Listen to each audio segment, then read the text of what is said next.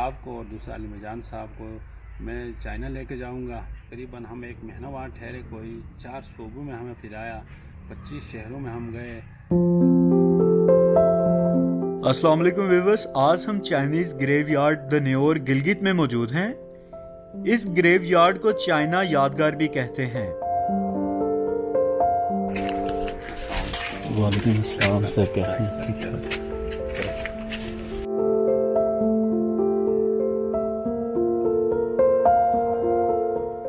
Viewers, آج کی یہ ویڈیو بہت زیادہ انفارمیٹیو ہونے والی ہے. اس قبرستان میں وہ چائنیز ابدی نیند سو رہے ہیں جنہوں نے 1966 سے 1978 تک ہنجراب ٹاپ سے لے کر ٹھاکراں پل تک شاہراہ قراقرم کی تعمیر نو میں پاکستان کی سرزمین پر اپنی جانوں کا نذرانہ پیش کیا.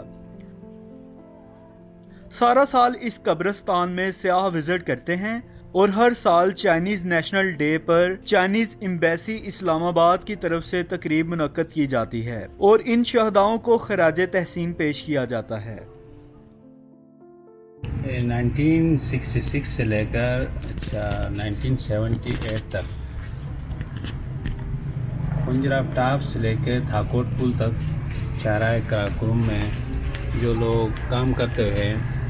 ادھر جو ان کی کیجولیٹیز ہوئی, ان کو یہاں چائنیز گریو یارڈ دنیور میں دفن کیا گیا ہے. تو 1978 سے 2010 تک میرے والد صاحب علی مدد یہاں اپنی خدمات انجام دے رہے تھے. تو ان کے وفات کے بعد 2010 سے یہ خدمات میں انجام دے رہا ہوں. تو یہ 613 کلومیٹر ہنجراب ٹاپ سے تھاکوٹ پل تک اس روڈ کی کل لمبائی ہے. اور یہاں تقریباً 88 لوگ مدفون ہیں اسی چینی یادگار کے اندر. جو 20 قبریں خالی ہیں,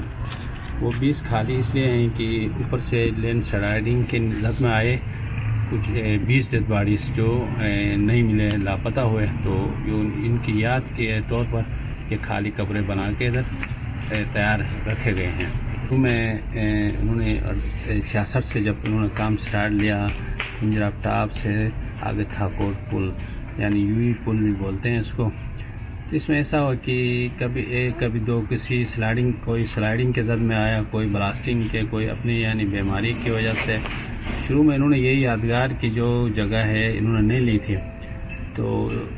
وہ پانی پل ہے ہمارے ادھر, چائنا پل ہم اس کو بولتے تھے. تو اس کے ساتھ انہوں نے امانتاً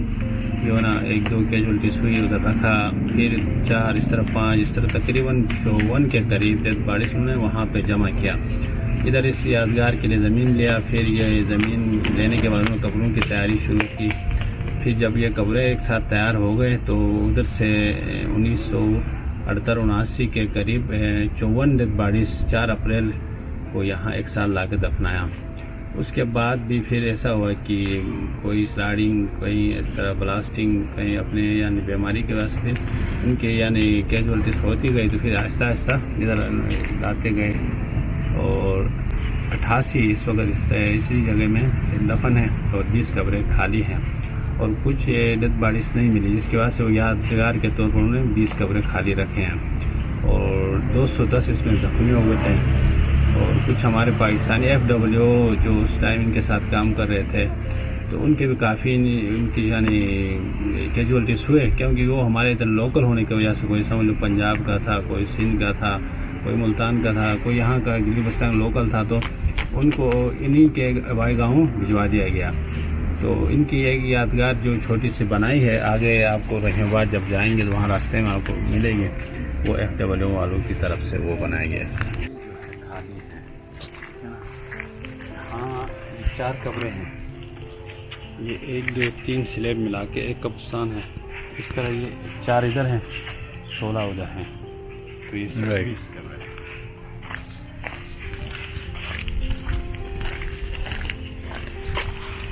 جس سارے سال میں اس طرح تھا, اس ٹائم ایسی کوئی جدید مشینری نہیں تھی. یہ کوئی 66 کی بات ہے. 66 میں ایسا تھا کہ جدید مشینری نہیں تھی, کیونکہ وہ اس ٹائم تو الیکٹرک شاک کے ذریعے وہ بلاسٹ کراتے ہیں, کیونکہ پہاڑ پوش برف پوش جیسے بڑے بڑے چٹان تھے. تو ابھی ہمیں مثال کے طور یہ روڈ تیار مل رہا ہے تو اس کا مطلب یہ نہیں ہے کہ مطلب ان کو بنانے میں آسانی بھی تھی. اب ہمیں تو یہ تیار روڈ ملا ہے یعنی تو ہم اس کو دیکھ کے اس کو تھوڑا چلو نارمل بھی لے رہے ہیں، لیکن اس کی ہسٹری دیکھیں، اس کی ہسٹری پڑھیں تو اس لوگوں کو پتہ چل جائے کہ اس سے سخت پہاڑ تھے، ان کو یعنی بلاسٹنگ کے ذریعے اچھا پھر اوپر سے کوئی مشین کے ذریعے نیچے سلائڈ کرا کے اس طرح یہ روڈ تھرو ہوا ہے کہ 4 اپریل کو ہمارے جو اسلام آباد میں سفارت خانہ ہے چائنیز ایمبیسی، ادھر سے سرکاری طور پر 4 اپریل کو یہ دن منایا جاتا ہے۔ ادھر آ کے ان کے رسم کے مطابق پھول چڑھانا، اچھا ادھر اگر بتی جلانا، تو یہ ہر سال 4 اپریل کو یہ دن مناتے ہیں۔